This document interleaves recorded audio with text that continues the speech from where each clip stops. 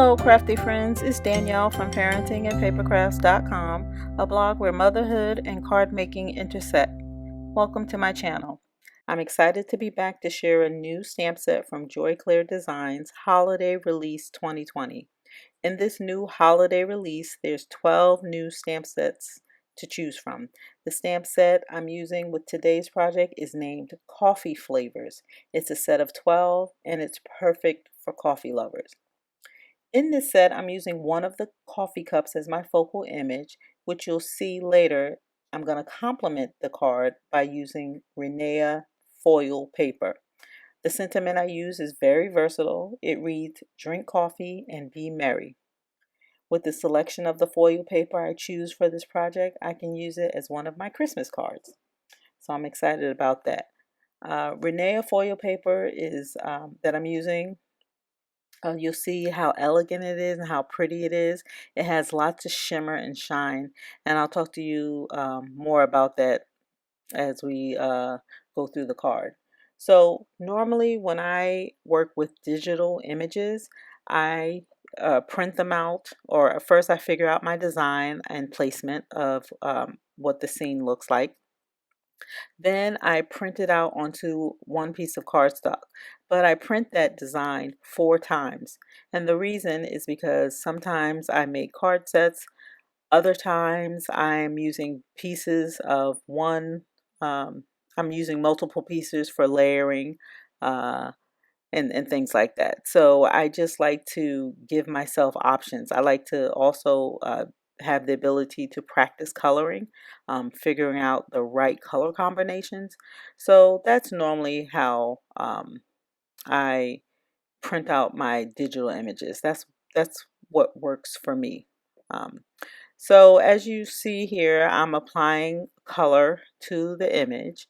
I'm following a holiday color theme, and my Copic coloring isn't complicated at all. I try to do freeze the frame so you can see the markers that I'm using. Uh, I follow the same approach in terms of using um, a dark, a mid-tone, and a light color, or light, mid-tone, and dark color, and I try to blend that out. And I do multiple layers of coloring. So I'll color the image and then I'll go over it a second, and I think I did it 3 times here. And I did that because I really wanted that color to pop. I wanted the color to be vibrant. So between the color combinations that I use and the multiple layers, I think I achieved that. And you see that I'm using my colorless blender to just clean up around the edges of the image. Sometimes the ink may bleed a little bit, so I just push it back in within the border. Now after I color the flowers, I'm going to color the mug. I do add a little bit of shadowing here, so I use my darkest tone on the edges of the cup to do a little bit of shadowing. And again, I'm not focusing a lot on the coloring, so I'm just showing you highlights here. So hopefully you'll see what I'm doing, or you can see my approach, I should say. After I colored, you'll know my next step is I'm going to color the coffee. Now, I guess it could be considered that I'm a coffee, like my coffee is with a lot of cream because it's so light, right? So I could have made it a little darker, but it's okay. I think it came out pretty cute. Um, all right, so you'll watch me color the coffee here, and then we'll get into the Rinea foil paper. So let me just tell you a little bit about the paper itself. So it comes in many colors.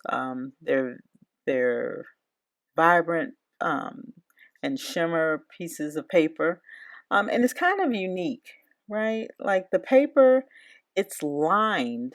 It's basically like paper wrapped in foil, right? And then there's a lot of color options. So they have very vibrant colors, and they have shimmer on the paper. Um, and the paper that I use has, I don't want to say, it's not embossing, but it has like a little pattern to it. So it has stars on it, but it's so pretty, and you'll see that paper in a little bit. So I'm fussy cutting out my image here because I'm going to apply that onto another card panel. Again, I'm going to use that coffee cup as my focal point. So here's what I'm talking about. If you look at that paper and I try to move it around a little bit, you can see the design on it a little bit. It looks like stars. And that color, that shade of red is so pretty. And in trying to figure out how I was going to put the paper, put the paper onto the card base, I thought I wanted to use a second piece of paper. So I pulled out a solid gold color piece of paper. And when you flip, like for the pattern one, when you flip it over, it's the same pattern on both sides. For the gold, well, this just so happened to be the gold, but for the regular colors like gold, and it has fuchsia and green, all of that, when you turn it over, all of those pieces of paper have gold on the back. So you have a lot that you can do with it.